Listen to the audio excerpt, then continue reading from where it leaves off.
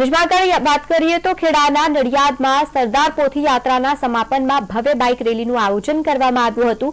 આ rally mission રોડથી યોગી farm સુધી આયોજન તેનું કરવામાં આવ્યું। ધારાસભ્ય પંકજ દેસાઈએ આ રેલીને લીલી ઝંડી આપી અને ત્યારબાદ પ્રસ્થાન કરાવ્યું હતું।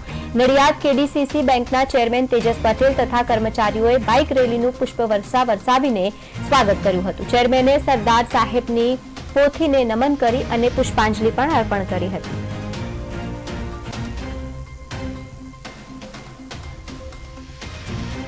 आज एक भारत देशना अखंडित पुरुष सरदार वल्लभभाई पटेल साहेब अने एमना जीवन पर ने एमनी आचरण पर एक कथानी जे बात करी अने खरेखर आपणा जीवननी अंदर तमाम समाजना लोकोए उतारवानी जरूरियात छे ने क्यारे तो आपणे ज आ वातने लोको सुधी पहोंचाडीशुं तो आवनार पेढ़ीने चोक्कस एनो खूब लाभ मळशे ने आवनारा दिवसनी अंदर माननीय नरेन्द्र मोदी साहेबनुं जे विजन छे 2047 ની અંદર नव भारतनी परिकल्पना ते साकार थशे। नवयुवानो आ वातने समझे अने एना आचरण प्रमाणे कथा सांभळी अने आचरण प्रमाणेनी कामगीरी करे एवी मारी चोक्कस बधाने प्रार्थना अने अनुरोध छे। बधा कथामां जोडाय एवी पण मारी बीजी फेब्रुआरीए करमसद सरदार साहेबना घरेथी निकળી અને આજે અહીંયા નડિયાદમાં પધારી છે।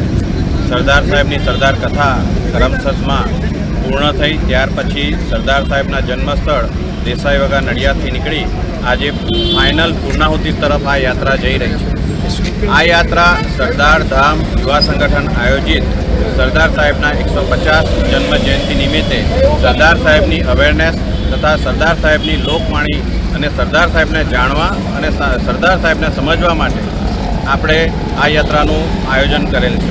આજે આ યાત્રા કેડીસીસી બેંક નડિયાદ ખાતે આગમન પામી છે અને સાથે આપણા તેજસભાઈ પટેલ છે અને સૌ નડિયાદ યુવાન મિત્રો આ યાત્રામાં તન મન અને ધનથી જોડાયેલા છે। તો આપ સર્વ જનતાને ખાસ આમંત્રણ કે આપણે સરદાર કથા 25, 26, 27 તારીખે યોગી ફાર્મમાં રાત્રે 8:30 વાગે યોજવામાં જઈ રહી છે, જેના વક્તા શૈલેષભાઈ સખપરિયા છે। તો આપ સર્વ સરદાર સાહેબને જાણવા તથા સરદાર સાહેબને સમજવા માટે આપ આ કથામાં અવશ્ય